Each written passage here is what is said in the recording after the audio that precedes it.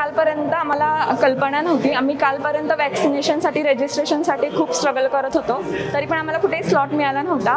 आणि इवन आमच्या ऑफिसमधून पण वॅक्सिनेशन ड्राईव्ह प्लॅन करत आहेत, पण त्याला पण खूप वेळ लागेल. सो हा ड्राईव्ह त्यांनी कालच आम्हाला माहिती मिळाली आणि मला वाटतं खराडीमधल्या सर्व सोसायटींमध्ये त्यांनी एकदम सिस्टमॅटिक पद्धतीने हा वॅक्सिनेशन ड्राईव्ह प्लॅन केलेला आहे.